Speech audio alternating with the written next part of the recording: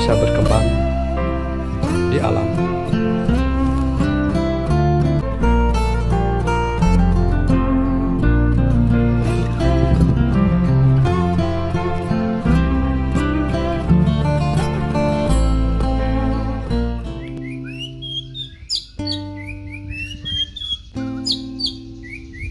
Jumpa lagi sahabat Pijamania di channel saya. Di sini saya hanya memastikan bahwa rawatan dari trotolan ini adalah salah satu rawatan saya yang dari trotolan berumur 1,5 bulan. Saya rawat dengan ekstrim, yaitu dengan melatih burung ketika masih kecil. Saya biasa menempatkan di bawah dan di pinggir jalan untuk melatih mentalnya. Begitu ada motor lewat ataupun mobil lewat, burung ini tidak ada masalah.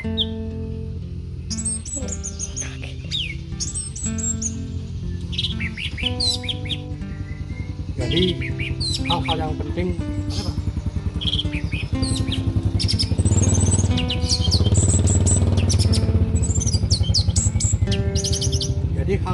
terpenting adalah dalam merawat anis merah muda, yaitu dengan membiasakan beradaptasi dengan lingkungan, karena ketika burung giras anis merah susah bunyi.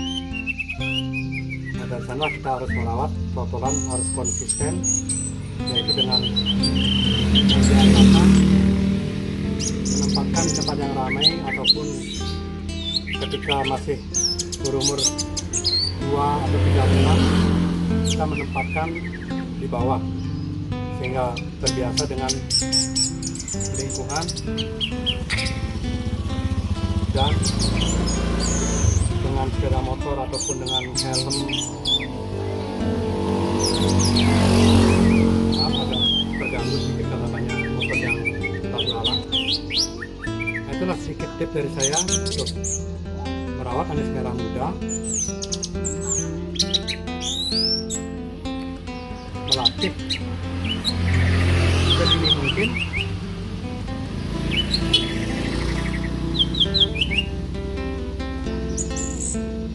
untuk mental.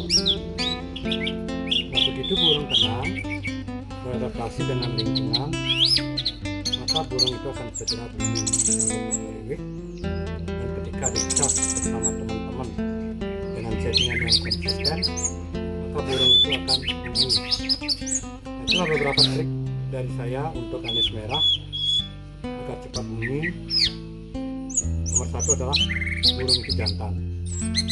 Biarpun ada yang menjual dengan macetan, dengan harga macetan, tapi selama penjual jujur, maka burung itu akan cepat berbunyi.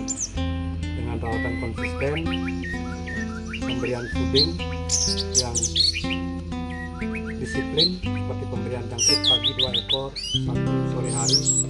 Karena pada sore hari kita tidak memberikan banyak ekstra puding, karena burung akan istirahat dan tidur. Kalau kita memberikan ekstra puding terlalu banyak, maka burung itu akan mengalami kegemukan dan over emosi ataupun over birahi.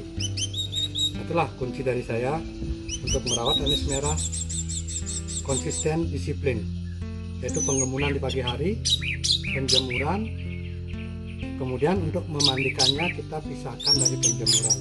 Misalnya kita menjemur pagi hari, maka burung dimandikan pada sore hari. Kita todong pada malam harinya saja, dan siang harinya kita adlak dengan menempatkan di tempat yang selalu dilewati orang ataupun di pinggir jalan, terserah. Yang penting burung itu dalam keadaan tenang, maka akan segera meriwit ataupun berbunyi.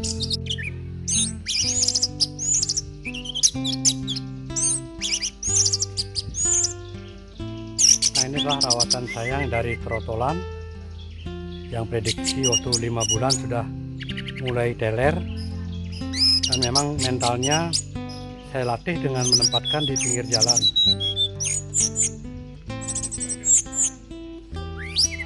Adalah salah satu usaha saya dalam memilih anis merah trotolan jantan, dengan memprediksi dari bulu dan dari kelopak mata Berikut cuplikan video yang saya buat ketika berumur 3 bulan memilih jantan anis merah kaki hitam, dan saya berikan ring 2 sampai sekarang untuk memastikan rawatan saya berhasil dalam mencetak anis merah bermental baja yang tidak takut dengan mobil, motor, ataupun ditempatkan di pinggir jalan. Dan sehabis mandi saya selalu menempatkan ataupun mengkondisikan di bawah. Sekarang sudah berumur sekitar 12 bulan, hampir 1 tahun lah. Dari panen tahun lalu, bulan April tahun lalu. Dan di sini saya kasih ring 2. Waktu pemilihan protolan anis merah yang berkaki hitam juga saya pernah posting di video sebelumnya. Ini mentalnya lumayan untuk dipakai rumahan. Adapun rawatan hariannya seperti biasa, saya mengembunkan jam 7, kadang-kadang jam 6 pagi sampai jam 7. Kemudian saya kasih jangkrik 2 ekor dan lanjut jemur dari jam 8 sampai jam 9. Kadang-kadang saya menjemur juga bisa melebihi, yaitu bisa sampai 2 jam. Tergantung dari cuaca, karena kebetulan saya tinggal di pegunungan. Jadi durasi penjemuran saya tambah menjadi 2 jam.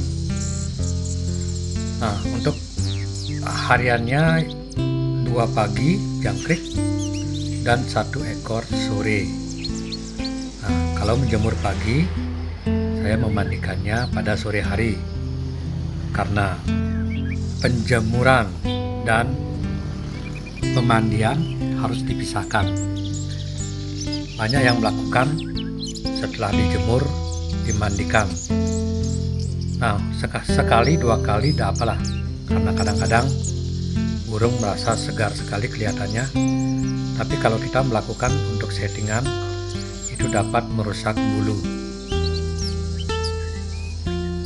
Tanpa disengaja, kalau kita memandikan di pagi hari kemudian dijemur, bisa mengakibatkan bulu dari anis merah tersebut kusam dan keriting.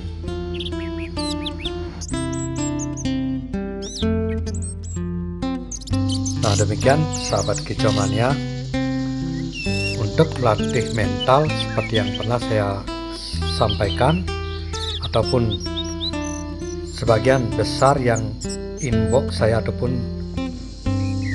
menanyakan lewat WA, selalu saya memberi saran burung agar tenang dulu. Di sini tentu saja tidak ada yang instan. Kita harus melakukan terapi secara perlahan-lahan. Ketika mendapat macetan ataupun burung selesai mabung, kita bisa menempatkan lebih jauh dari jalan raya dulu. Setelah terbiasa dengan melihat sepeda motor ataupun mobil, kita dekatkan ataupun taruh di tempat yang selalu dilalui oleh kendaraan. Nah, itulah settingan ataupun terapi saya dalam mencetak anis merah yang bermental baja. Biasanya kita bisa melakukan ketika anis merah tersebut masih berumur muda. Nah, jika kita mendapatkan sudah dewasa yang giras, bisa dilakukan secara perlahan-lahan, karena dalam merawat anis merah perlu kesabaran yang tinggi untuk bisa mencetak anis merah yang bermental baja. Nah, demikian sahabat, di sini saya hanya sharing pengalaman, bukan maksud saya menggurui ataupun merasa senior. Semua saya sampaikan berdasarkan pengalaman dan terapi yang saya lakukan untuk anis merah. Karena kunci dari anis merah bunyi adalah ketika kita membeli macet, yaitu yang menjual itu harus jujur. Walaupun macet 3 bulan, itu bisa menjadi ngeplong ataupun ngeriwik.